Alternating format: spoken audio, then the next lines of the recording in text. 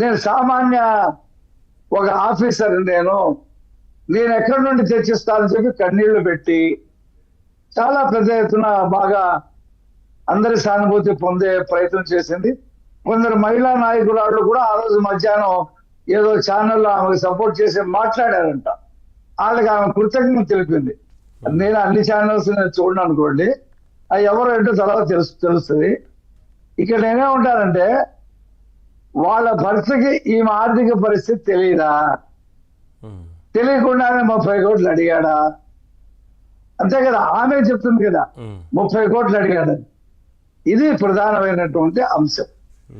వాళ్ళ భర్త next day ఒక ఛానల్లో కూర్చొని పెద్ద ఇంటర్వ్యూ ఇచ్చారు.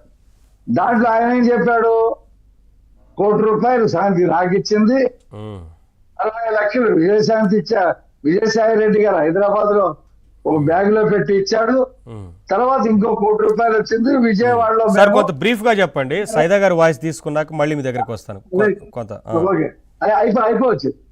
2.5 కోట్లు పెట్టి విల్లా కొన్నామని చెప్పారు. అంటే ఆమె చెప్పినట్టు డబ్బులు లేని మనుషులు కాదు వీళ్ళు.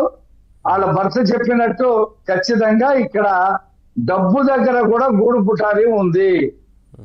విజయసాయి రెడ్డి ఆ పిల్లవాడికి పుడతంతోనే ఒక బంగారపు చైన్ ఇచ్చాడని చెప్పి అక్కడ స్థానికులు చెప్పారంట. కాబట్టి దీని మొత్తం కూడా ఈ ప్రేమ సమాజం భూములు, అలాగే వైజాగ్ లో ఉన్నటువంటి ఇతర భూముల్లో అన్నిట్లో కూడా విజయసాయి రెడ్డి దశపల్లా భూములు, వీటన్నిటిలో కూడా ఒక ఆఫీసర్ గా చేదోడు వాదోడుగా శాంతి వ్యవహరించింది. ఆమెకి చాలా డబ్బు చేరింది. ఆ డబ్బుల దగ్గర పంచాయతీతో ఈ బిడ్డకు తండ్రి ఎవరైనా దాన్ని క్వశ్చన్ రేస్ చేయడం ద్వారా ఇదంతా వచ్చింది. నేనేమంటున్నానంటే బిడ్డకు సంబంధించిన అంశం ప్రైవేటు.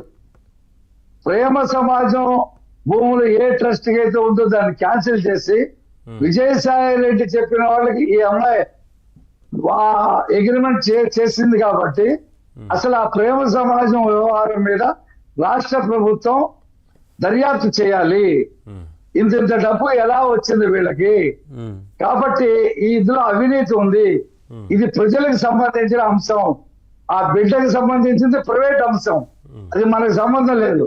కాబట్టి రాష్ట్ర ప్రభుత్వం వెంటనే మొత్తం ఎపిసోడ్ లో అవినీతి ఎక్కడ జరిగింది, ఇందులో పాత్రదారులు ఎవరు, సూత్రధారులు ఎవరు, వాళ్ళ సంగతి నిగ్గు తెలుసాలి. అలాగే DNA టెస్టులు కూడా చేయాలి. సుభాష్ రెడ్డికి చేయాలి, విజయసాయి రెడ్డికి చేయాలి, మదన్ మోహన్ కూడా DNA టెస్ట్ చేయాలి.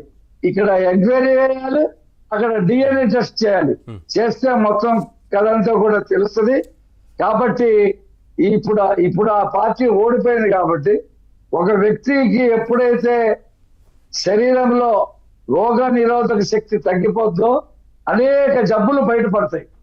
ఇప్పుడు ప్రభుత్వం పోయింది కాబట్టి సజ్జల వర్సెస్ విజయసాయి రెడ్డి జరుగుతుందా, సుబ్బారెడ్డి వర్సెస్ విజయసాయి రెడ్డి జరుగుతుందా తేలుతుంది.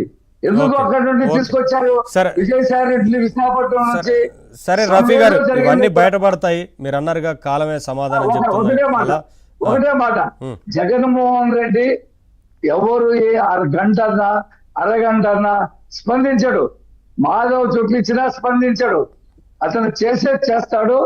ఈ మాధవ్ని ఎలాగైతే పక్కన పెట్టారో విజయసాయి రెడ్డి